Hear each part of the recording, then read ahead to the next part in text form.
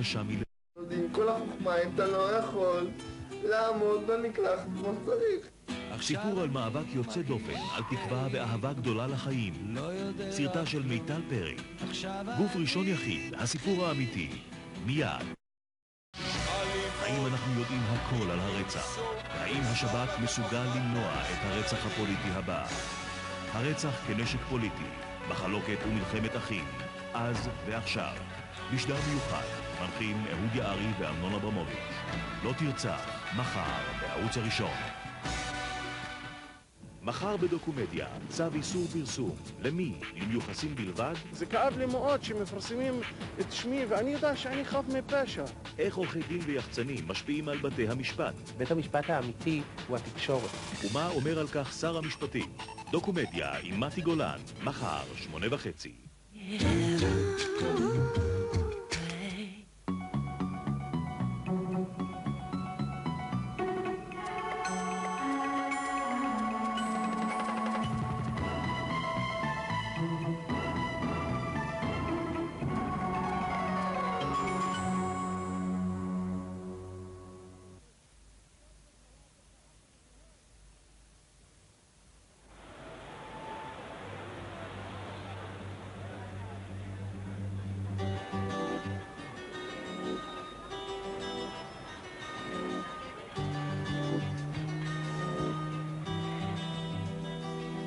ישנה ארץ שחורת שמש, היה אותה ארץ, איפה אותה שמש?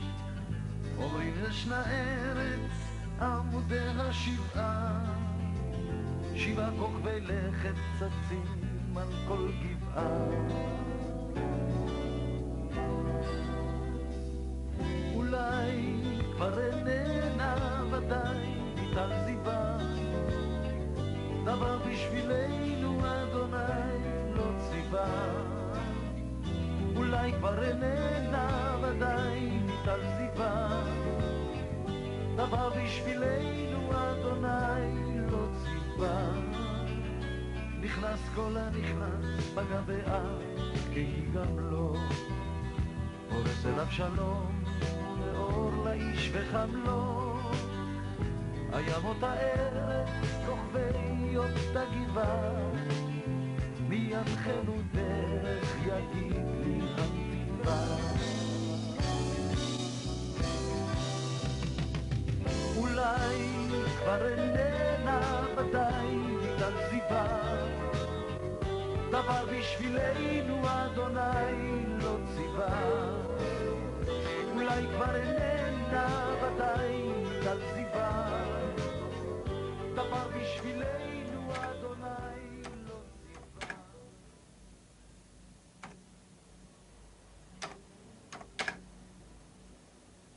לכבוד ראש הממשלה מר שמעון פרס, 3 ביוני 1996. אני, גיל גרינברג, נער בן 17 מגבעתיים, כותב לך את מכתבי זה, ושעתי עליי קשה מאוד. כואב לי. טעם ההחמצה צורב את הגרון, דווקא מפני שהייתי משוכנע, היום יותר מאי פעם בחיי, שהשלום ואתה כנושא דגלו, יכלו לקרב הזה המכריע כל כך את עתידנו. הריני מתכבד להזמין את ראש הממשלה היוצא, חבר הכנסת שמעון פרס, לשאת את דברו.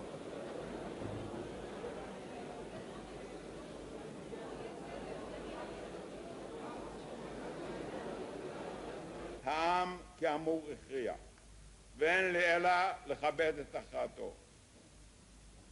עם היוודע תוצאות הבחירות קיבלתי, ואני מוסיף לקבל מדי יום, אלפי מכתבי עידוד נרגשים מאזרחים יקרים בבית, מידידים רבים בחוץ לארץ. בין המכתבים האלה היה גם מכתב של גיל גרינברג, הנמצא איתנו כאן בכנסת, נער מחונן בן 17, נכה ורתוק לכיסא גלגלים. ובין היתר הוא כותב: לו תשאל כל נער נכה במדינה מה הוא מבקש לעצמו הכי הרבה, ודאי היה עונה לך שהוא משתוקק להיחלץ מן המום הזה שנדבק בו. מצד שני, אני יכול לומר לך, מתוך הרבה שיחות שניהלתי עם נערים ונערות אשר נולדו כבעלי מום, כמוני, שהאנשים האלה מפחדים קצת מהמציאות החדשה שיקלעו לתוכה אם היו נפטרים מהפגיעה הפיזית שלהם. ונערה אחת, עיוורת מלידה, סיפרה לו פעם על חששותיה לפתוח את העיניים. אני פוחדת, היא אומרת, ממה שאראה. אני חוששת מהאור החזק. אולי יסנוור את העיניים. וגיל מוסיף, כך כנראה נולדנו גם אנחנו בני אדם, עם מנגנון מלחמה שנפשותינו המתקשחות סיגלו לעצמן כדי להישרד. וקשה, כל כך קשה לנו, להיפטר ממנו. ברצוני להבטיח לך, גיל היקר, שהשלום ינצח.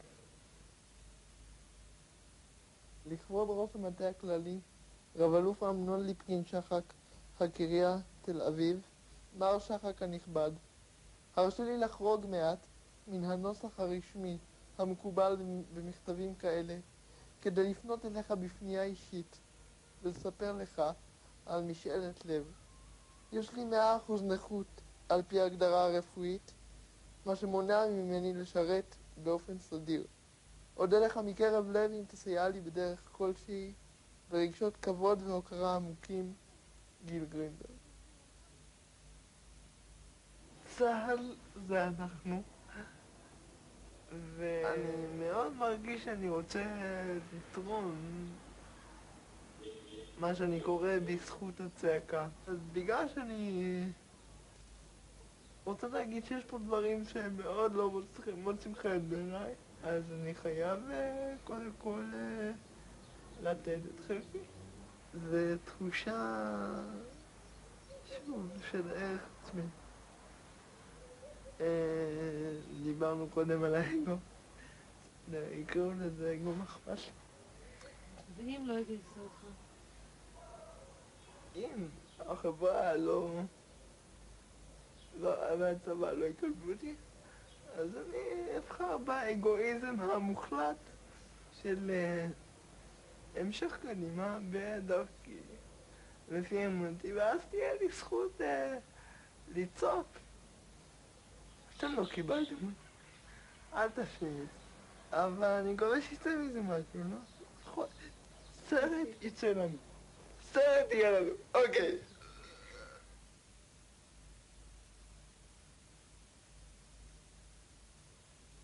כשאני מנסה לדבר על הילדות שלי, יש לי המון פלשבקים. כשאני נולדתי לא הצלחתי לבכות. חוסר חמצן. אז התגובה הראשונה הייתה היסטריה. וכשישבתי מול הרופא אמרתי לו, אם יש משהו תגיד לי, אני אקבל את זה. הוא אומר לי, לא, הוא בסדר גמור. ואז עבר חודש, חודשיים, 3, והילד עולה במשקל, והילד בסדר, ומגיב, ומסתכל, והכל, אבל הוא לא זז. הוא שוכב על הגב, וכל הזמן צורח, כאילו הוא רוצה להוציא משהו. אבל הגוף שלו לא מאפשר לו להוציא את זה. אחרי 11 חודש, אמא שלי כבר לא יכולה לסבול את ההמתנה. אני כבר החלטתי שאני הולכת לא לטיפת חלב, אלא קצת יותר גבוה. הלכתי למכון התפתחות הילד בתל השומר, ושם זיהו מיד את הפגיעה שלו. הוא לא הסתכל עליו הרבה, הוא הסתכל על העיניים, שני דברים עשה. הוא אמר לי, הילד בסדר גמור מבחינה שכלית, מוטורית, אני לא יודע עוד. הלכתי לעוד רופא שאני לא אזכיר את שמו, וחשוב, הוא אמר לי שהילד פגוע מאוד קשה ואני לא אוכל להחזיק אותו בבית, וכנראה צריך להכניס אותו למוסד. וחשבת על זה פעם? כן, אז כשיצאתי ממנו, הייתי עד עם אמא שלי אצל הרופא הזה, ואמרתי לה, פשוט יש לי שהיינו פה, זה הכל. מה שהוא אומר זה לא נכון, אלה היו המילים שלי. אמרתי לה, תשמעי, הוא הרופא, הוא ראה אותו 2 שעות, אבל אני אמא של הילד הזה, ומה שהוא אמר זה לא נכון.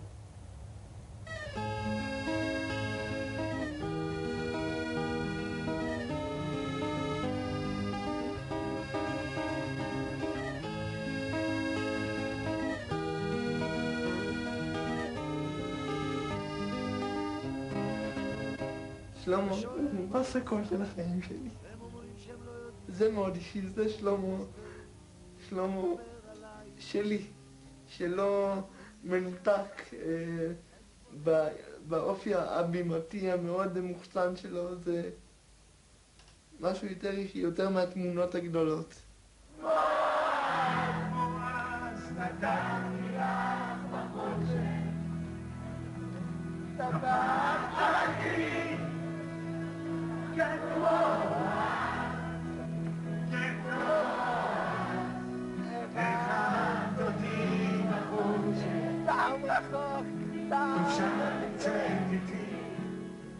כל הקטע של השיר בדיוקון, אני משוכנע שהאקט הפיזי בכל העניין של השירה והריקוד זה מעבר לתנועה, התנועה האמיתית. ושוב, אני רומנטיקן, מצטער, כל הציניקנים, התנועה האמיתית היא פה.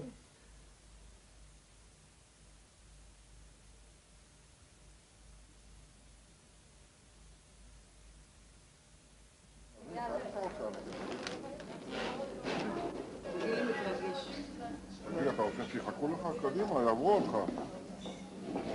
תאמין, שיחכו לך חצי דקה. מה?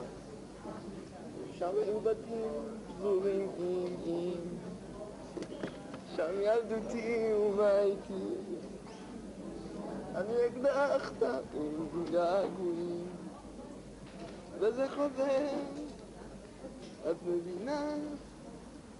חוזר אליי לחדר אגשיר מזיכרון בלתי נמנע באצטדיון נדהר וצר לי להכיר עם כל בני האדם אני יושב מחכה שהקונצרט יתחיל. כשיצחק רבין נרצח, הפכה מדינת ישראל לארץ זרה עבור לא מעט אנשים. גילי גרינברג, אז נער מקסים, כתב דברים מרגשים מהמיית ליבו. גילי, מותר לשאול, אתה יושב בכיסא גלגלים, מותר לשאול מדוע? אני נולדתי ככה. אל תעשי.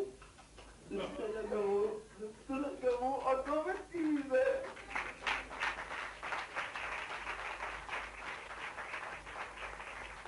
כל בסדר, תאמין לי, אני מאוד מאושר מהעובדה שזה לא בא לי פתאום כך מאמצע החיים. כי אם זה היה שינוי כל כך דרסטי, תמיד היה לך למה להשוות. בעצם העובדה שאין לי למה להשוות, היא מעודדת אותי ונותנת לי מציאות להתבסס עליה. יכול להיות שאני מפסיד כל מיני דברים, אבל אני לא חושב על הדברים האלה. לא יעזור. מה שאני מנסה שוב באמצעות המילים, זה מדהים, לתת לעצמי את אותה תחושה של שליטה. כי הכל עניין של שליטה, כל עניין של בחירה.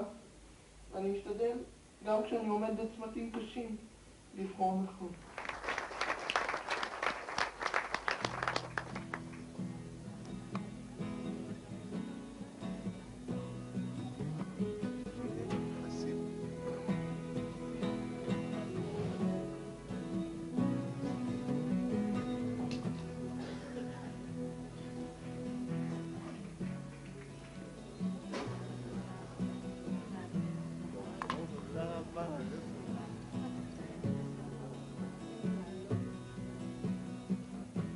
אני מרוח כמו איתור על מראות פנייך שחשבו. לאט הצבע נכנע לסחרור, חיוורונך שתלטן קפוא. תשטפי אותי מעלייך, תישארי שלמה, עינייך יחייכו. רק זרם שירים, קודח כמו מים, ירחיקני ממך עד יום דו, כל האהבות והקסמים הישנים. אני מאוד גאה על הכל. הרבה כוחות, הרבה מקוריות, הרבה רגישות. אין מילים. מה? שלום. שלום. אתה ממש מרשים, אתה גדול, אתה חכם, אתה חמוד.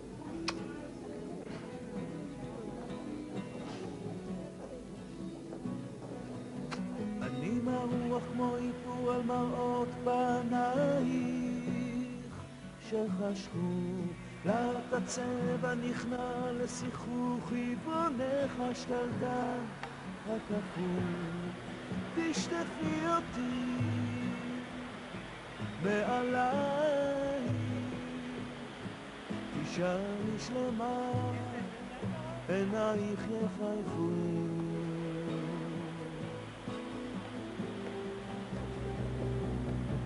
אני מרוח כמו איפור המראות פנייך שחשכו לאט הצבע נכנע לשיחוך עיוונך השתלטה רק הפוך תשטפי אותי מעליי תישארי שלמה אישה, הניסיון להגיע אליה, צריך להבין אותה, זה כמו מלחמה. ניסית? להבין נשים? להגיע אליהם? כן, אני חושב שהשירים שלי מבטאים כמה קרבות במלחמה הזאת. אמנם דם לא היה שם, אבל הנשמה שלי שהביאה איזה זהה. אוקיי. אנחנו ממשיכים לדבר על זה עכשיו. מה אתה רוצה באמת? רוצה שתספר לי קצת על חיי האהבה שלך. על זהה? כן. אוקיי.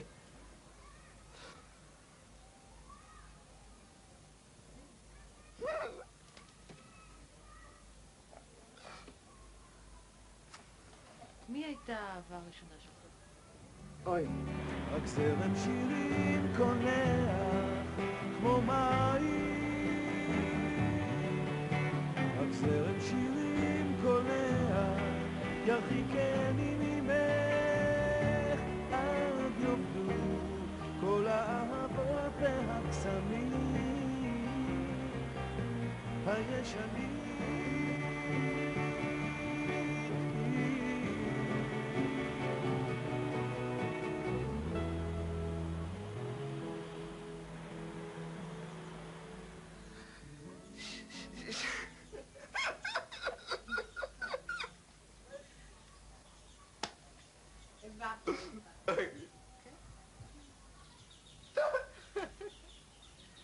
נפתח זה לא יהיה צהוב.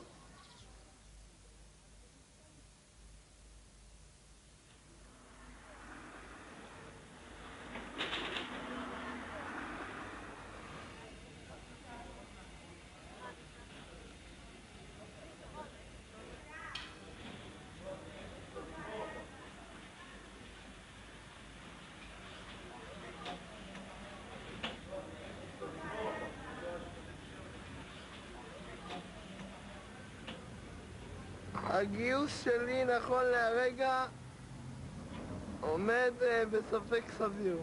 פשוט צה"ל מבחינה טכנית לא כשיר לקלוט את הכיסא הזה.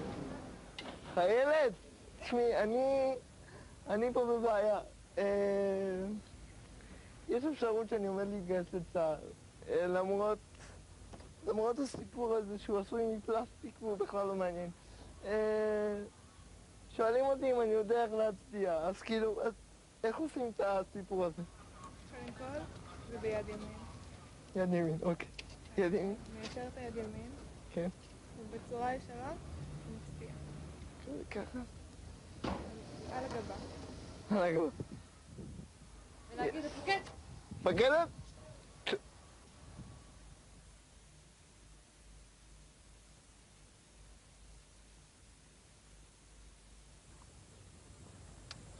אנחנו עושים את הסרט הזה כבר כמה חודשים וחשבתי שאני עושה סרט נאיבי מאוד נחמד על איזה בחור קוראים לו גיל גרינברג, הוא נכה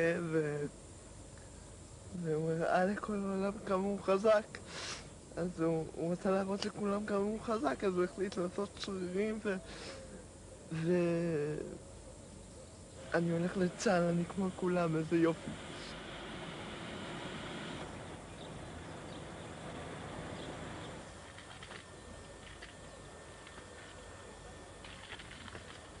לא... אני לא אעבוד עליכם, כאילו... אני גם מפחד.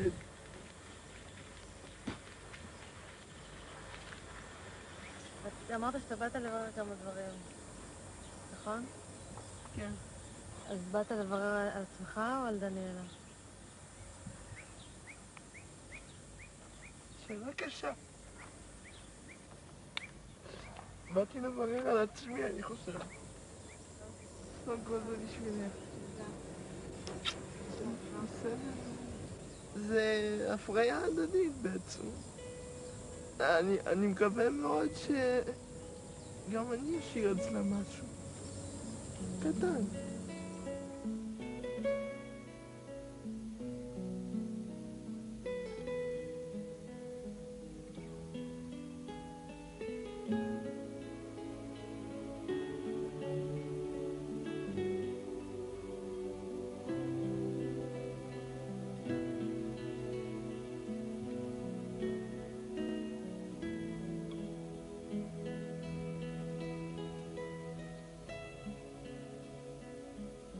כשתום מת, אני לא נהייתי רק אם שכולה. זה לא התפקיד היחידי שלי בחיים. כאילו, אני מנסה להגיד את זה לאנשים, זה... אני גם, אבל אני גם. אני גם. ואיך לחבר את זה לחיים? זאת השאלה. אני גם, אבל... אני לא מוכנה להיות רק. אני לא מוכנה שתייחסו אליי כזה... לא מוכנה. אני הייתי אומרת לך, אתה לא צריך ללכת לצבא בשביל מה שתלך לצבא? תלך ללמוד, תיסע לחוץ לארץ.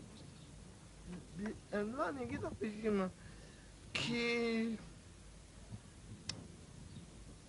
אני כל הזמן צריך לקבל אישורים על עצמי. זה לא... ישבו עם אבא שלי, ואחרי האירוע, שאלו אותו, תגיד, מה קרה בחיים שלך מאז שנודע לך שגיל הוא נכה? הוא פשוט ענה בפשטות שדי הפתיע אותי, בוא נאמר, שום דבר. זאת אומרת, הכל בסדר, וגיל הוא נורמלי. אני חושבת שזה מאוד קשה להם, כאילו, אני לא יודעת, אני רק יכולה לנחש. שהכוח הזה שההורים שלך נתנו לך והמסר הזה הוא נורא... הוא משהו מאוד, לא יודעת, מעורר כבוד. אני חושבת שהיום אולי אתה צריך לקחת את מה שאמרו לך ולראות איפה אתה, ואיזושהי סינתזה לעשות.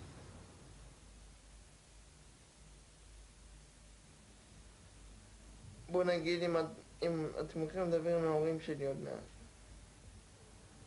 אז בוא נגיד שביחס להורים יש בעיה מאוד רצינית בעניין התלות שלי בהם. ויוצר מצב שאתה לא יודע איפה הם נגמרים ואתה מתחיל בתור אני. מההתחלה החלטתי שאני מגדלת אותו הכי רגיל שאני יכולה. לא, הרבה הורים היה לי, אני זוכרת כמה עימותים לפעמים עם הורים שיש להם גם ילדים כאלה. שאומרים עליהם בצמר גפן, יותר מדי כזה, ואני החלטתי שאני לא אהיה ככה. שאני אתן לו להתמודד עם הכל. הנכות לא משחקת תפקיד, הוא לא חושב היום, ככה. אולי אחר. הוא לא, זה בשבילו, זה לא מקום שירתיע אותו, כן, או יגביל אותו. הוא לא ביישן, יש לו ביטחון עצמי, הוא לא מתבייש בנכות שלו. למשל, מה שסיפרתי לדניאלה, שכולם אומרים שאני חזק, שאני גדול וחכם ואינטליגנטי ובסדר וזה, אבל אני בא לשירותים ואני בא כאילו להיכנס מקלחת ונופל ולא יכול לקום במשך 5 שעות. אז איפה כל הכוח שלך, מה זה עוזר במציאות של צעד קטן ועוד צעד? צריך להכיר במגבלה שלו, הוא לא מוכן. הוא לא מכיר במגבלה שלו, יש לו בעיה עם זה. יש לי הרבה חיכוכים איתו על זה. הוא רוצה לעשות דברים שזה לא מתאפשר. אני זוכר שהייתה פעם שהיינו אמורים ללכת בין אנשים והייתי אמור... רציתי ללכת עם הליכון ואמרתם לי שבעגלה אני נראה יותר טוב, יותר זקוף. לך אין יציבות. ההליכון מיישם אותך. רק במקום חלק. רק מקום חלק. מקום בחוץ או מדרכות, יש מספיק בורות או דברים בולטים שיכול לערער את היציבות שלכם מהליכון וליפול. וחס וחלילה לקרוא משהו. אז כל דבר בולט, אתה יודע מה זה? המדרכה זה רק סמל. מה? אז כל בור שיהיה בחיים שלי אסור לי לעבור אותו?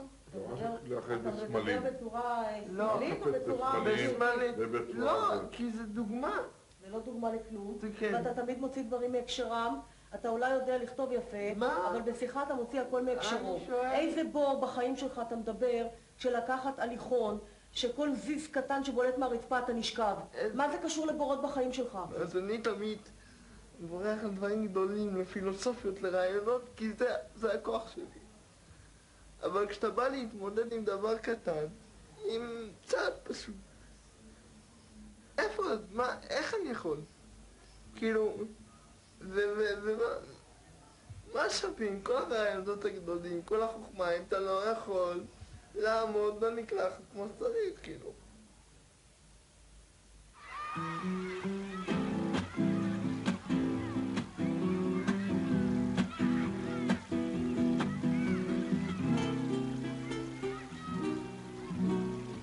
עכשיו אני מרגיש כאילו לא יודע כלום. עכשיו אני מחיש את צעדיי, היא מסתכלת בחלום, רואה אותי עובר בחוץ, היא לא יודעת מה עובר עליי. בתוך עיניה הכחולות ירח חם תלוי, עכשיו היא עצובה כמוני, בוודאי היא מוציאה את בגדיי, אוכלת לבדה תטור, היא לא יודעת מה עובר עליי. אומנם אין הרבה של הסוף, אבל הסוף הזה נראה לי מקולל, הולך בין האנשים ברחוב, צועקו נהנית? אדיר, פושע! הכל בגללך! הלו! לא הכל לבוא, זה זז בבטן ועורק את לבדיי, אני חושב שהאהבה שלי להרב ואני כבר מכירים יותר משנתיים.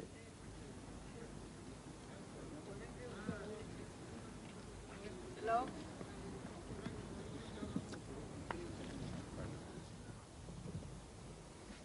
הכרתי את גילי בנסיבות הטרגיות שלאחר הרצח של בעלי יצחק.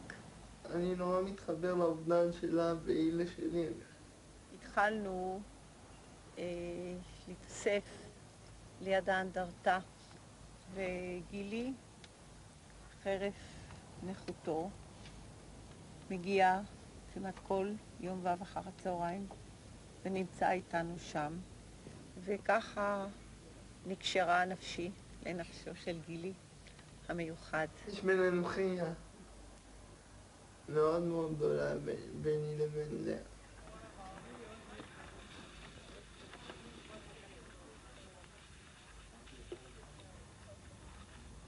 מה תגיד לה כשתיפגשו?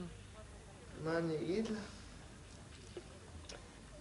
לאה יקרה, לא כל אשר אהבנו עבד. נותרנו יחד בגרון ניחר מדמע וזעם, לשיר מחדש את כל תקוותינו. כאישה אוהבת, קירות אפורים יזעקו בחייך, ושמרת לי חיבוק ומבט מנחם, גם מילות פז ליבך נעולות בי. וכמה אוכל לומר תודה, מלבד השירים האלה, שבהם תוכלי לזכור אותי אוהב. שלך, גיל גרינברג. איפה ישנם עוד אנשים כמו האיש ההוא אשר היה כערבות הבוכיות? איפה ישנם עוד אנשים כמו האיש ההוא אשר היה כערבות הבוכיות? למרגלות נולד ליד הנחל, ידונזו נפש על ההר או בבחיים, ובנופלו בבוקר זו אבות אחד על אדמתו, יקנו לו אחוזת עולם ליד אמות המים השקטות. איפה ישנם עוד אנשים כמו האיש ההוא אשר היה כערבות או באוכליות, כמו מבצר עתיק הוא היה בסוף הדרך.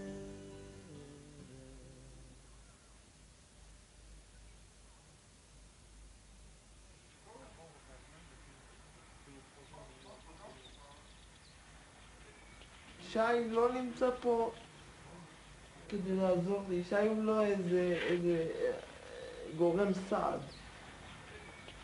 שי הוא חבר שלי. שי איתי מאז שהייתי בכיתה ה'. אני התחברתי אליו כי הוא הזכיר לי בעצם את כל מה שמנוגד לאישיות שלי, הוא בעצם השלים אותי. ויכול להיות שלא יהיו לי הרבה כאלה, יכול להיות שלא ידעו לקבל אותי כמוהו. אני לא מכריח אף אחד. מעולם לא הכרחתי אף אחד. אבל אני מה שאני וזהו.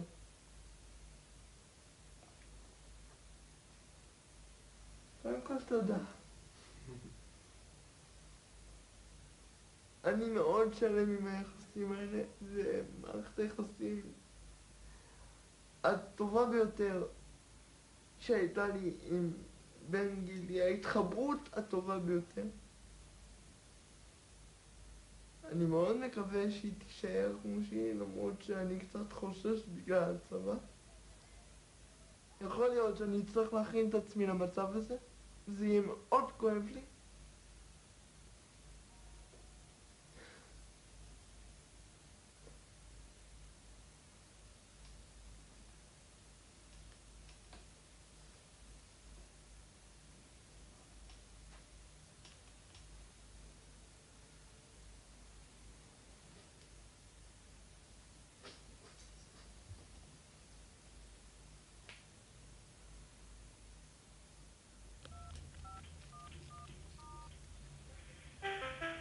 להאזנה יש להגיש אחת. התקבלה אתמול בשעה 11:22. רק לספר לך, טל יקירתי, שהיום כ"ה באייר תשנ"ח התקבלתי לצבא ההגנה לישראל ביחידת דובר צה"ל. אני מאושר ולא יכול להתאפק.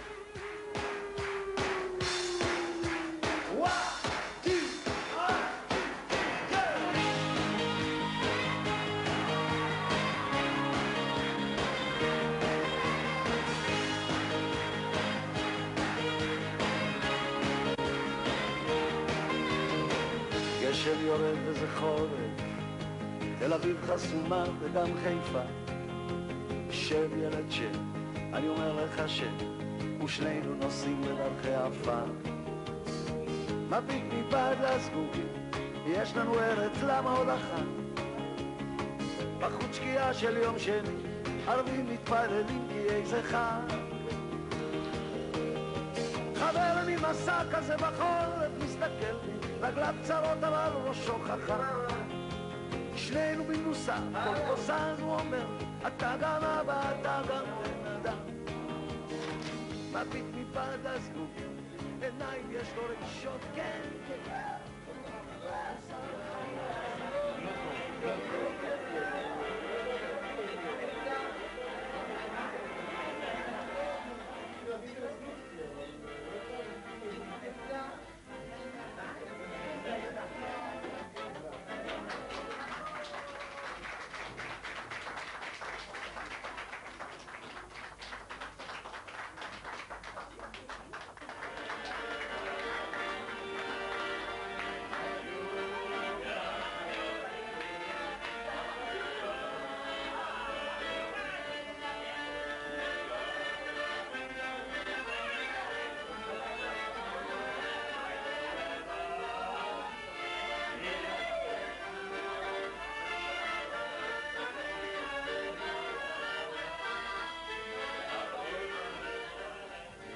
יד שאני רואה את זה. היי גיל, שידע רגיל. היי.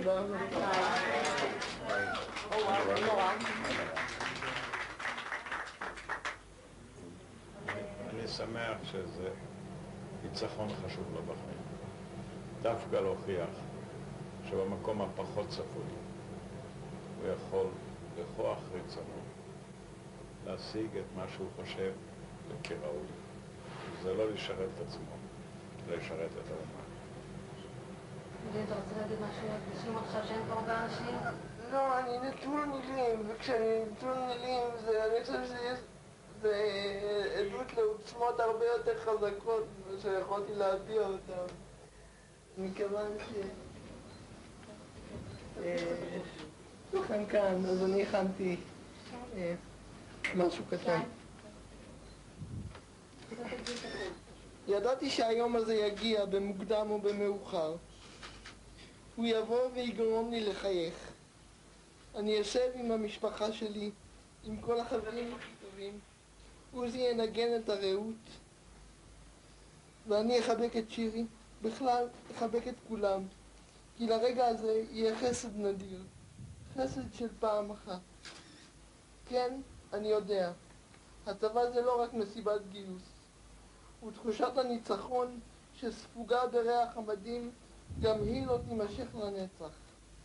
אבל השגרה כנראה חזקה מהכל, וזה לוקח קצת יותר מ-19 שנה כדי לדעת להוציא ממנה את הטוב. כולנו לומדים, תמיד, בכל תקופה בחיינו.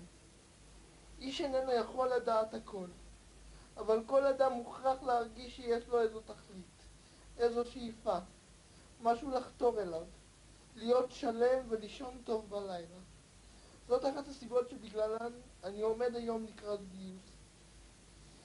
יושבים כאן היום כמעט כל האנשים שהצלחתי ללמוד מהם משהו בחיי, ברגעים היפים וגם ברגעים הפחות יפים. כולכם באתם לכאן ואני מתקשה למצוא מילים.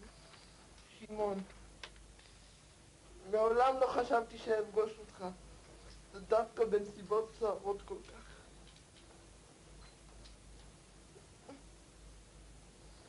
בוודאי שהייתי מעדיף לפגוש בך בנסיבות אחרות, אפילו באקראי.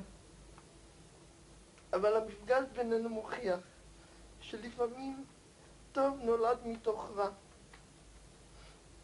חיי השתנו לגמרי מאז שפגשתי אותך. דרך זכוכית המגדלת של עדשות המצלמה הסתכלתי על עצמי אחרת. הערת בתוכי צעקה גדולה שלא הוצאתי אותה עד עכשיו, החוצה. לא בגלל שפחדתי, אלא פשוט בגלל שלא הייתי בטוח שמישהו בכלל מקשיב לבכי של נער בן 17 על זה שילדי הנרות נאספו כבר לבתיהם.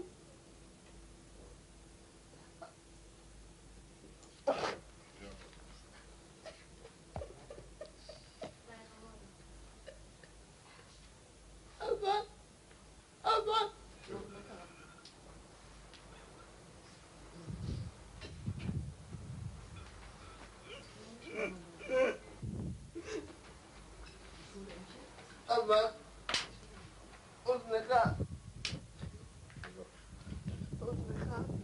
הייתה תמיד כחויה.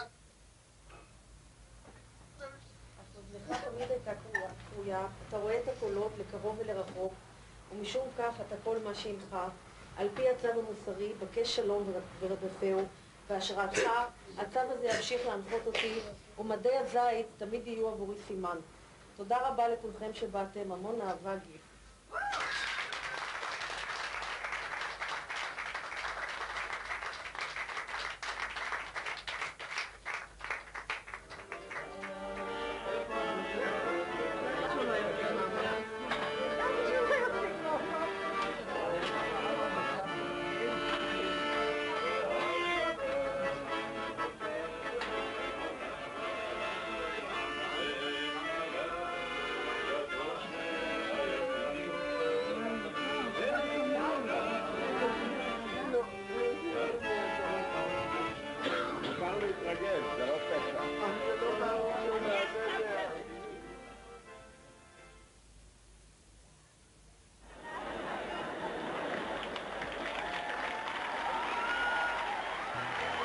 תשמעו, היות ואתם כבר נהייתם משפחה אחת, גיל, ואתם מכירים אותו?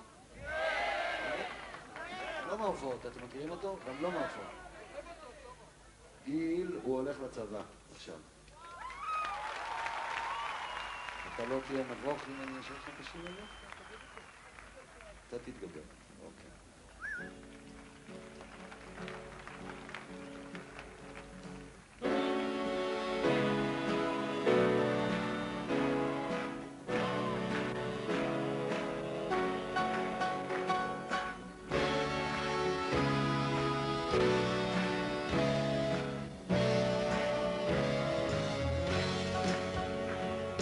אני שומע שוב ברגעי השבת שאני ג'ופלי שר הבלוז ישן על בומלגן וביד קאמרית מנגנת מוסיקה צלולה מעבירה בשבועותיי צמרמורות בומלגן אבל אני חייב ואל תבכי ילדה אבל אני חייב ואל תבכי ילדה רוצה לראות אני חייב ואל תבכי ילדה, אבל אני חייב, ואל תבכי ילדה.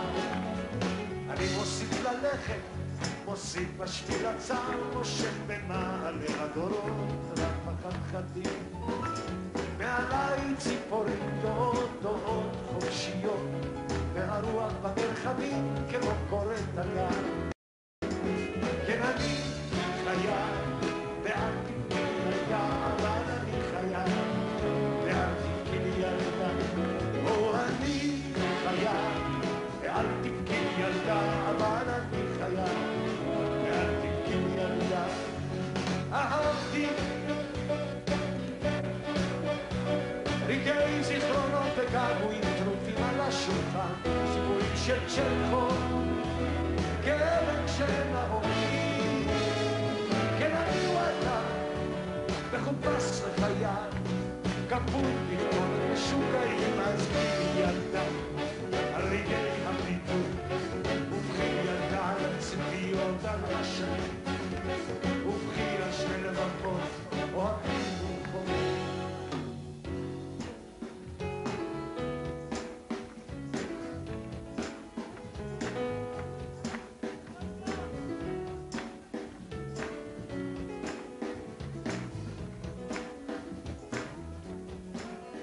אני שומע שוב ברגעי השנה את ג'ני ג'ופלין שר הבלוז ישן על בומלגן וביד קאמרית מנגנת מוסיקה צלולה מעבירה בשבועותיי צמרמורות בומלגן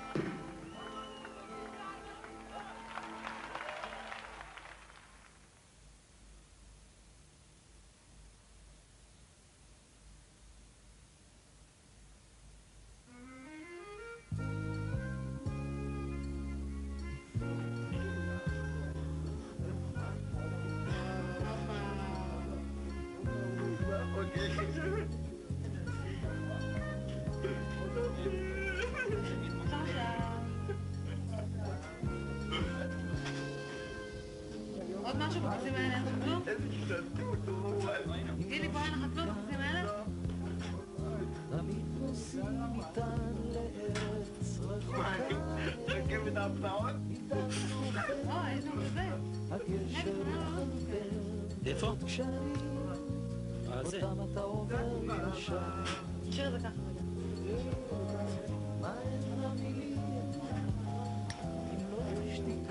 מה עוד יש לך שם? אמרו לי שאת יחסית שמחייך, אז קרה לה... לא, זה הפוך המטר.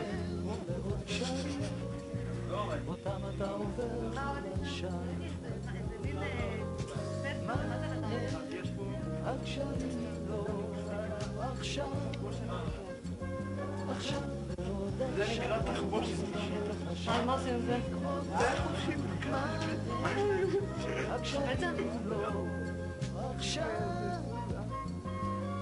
כי 21 אנשים. עוד מעט יגלו אצלי כל מיני סעיפים.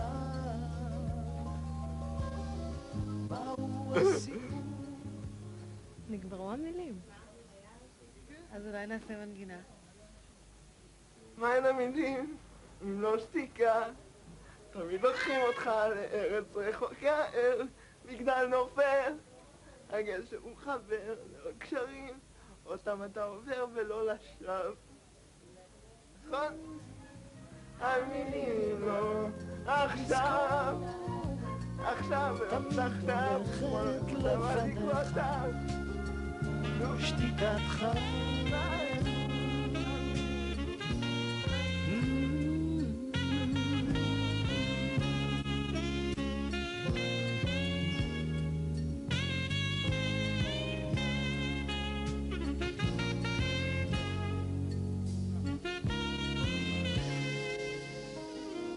מהן המילים אם לא שתיקה